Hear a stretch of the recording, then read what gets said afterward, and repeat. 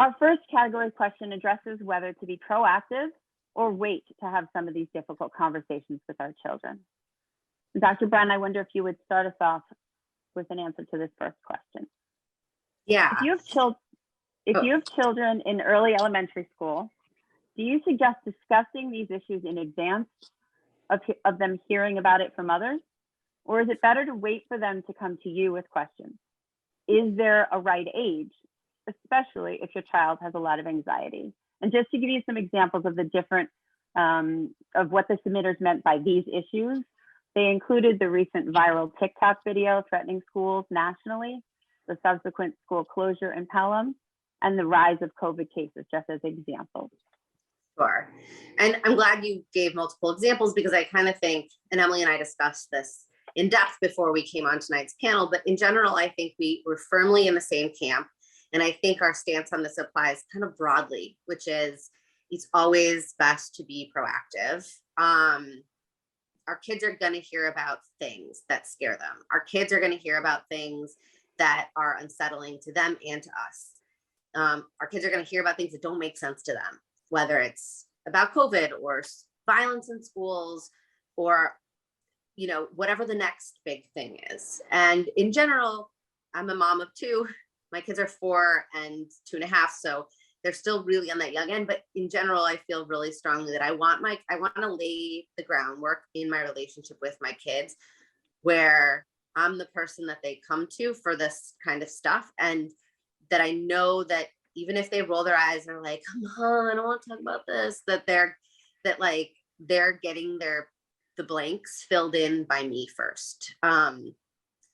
And in general, even if your kid is really anxious, even if your kid is more anxious on that sort of anxiety spectrum, if they lean to that more anxious side, I actually think that's even more of a reason to talk to them. And it can feel kind of counterintuitive for parents to be like, "Oh, my kid's really anxious. Like, talking about scary stuff is going to make them more anxious." And in fact, talking about scary stuff with our kids in developmentally appropriate language, in a really calm and regulated way, giving them the information, simple information, and then kind of reassuring them and giving them communicating to them that we have confidence that they can handle it, really helps regulate kids' anxiety. It helps them feel much safer. It helps them know that you're paying attention, that you know what's going on. You don't have to have all the answers, to help them feel reassured that you are kind of their container.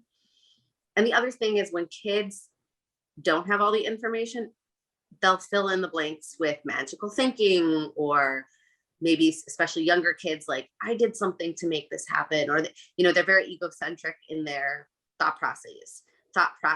And so they'll often fill in the blanks with sort of their biggest worries or self-blame or something magical, and that can make them much more anxious. So I think helping kids have to fill in the blanks for them, and again, and we'll talk about tonight what, like, developmentally that looks like for different groups of kids, because it's different for depending on the age group, certainly. But as a general rule, I think we want to be filling in the blanks for them before other kids do, or before some YouTube video does, or whatever it is. And I was just going to add there, as you mentioned, where they'll turn or what they'll do to fill in those blanks. Social media, as they get older, will also be one of those sources, right? And I would just add to that, Laura, and to exactly what Sarah said, is if we as adults avoid talking about these more challenging topics, it sends a tacit implication that they're unsafe to talk about, right? Or that we don't have confidence in, the safety or the answers or some of those things. And we don't have to be 100% sure about what's happening to really convey that there is general safety, and it's extremely important to do that. But we also want to say, hey, we can talk about scary things, here we are, and it's okay, and we can label it and we can talk about it, and only then can we cope with it. And I think that's a really, important piece of what Sarah is saying, which is at every developmental level, they will fill in the blank, and we want to be have a grounded, more reality-based response for them than what they might get out there, and like you're saying, in different mediums.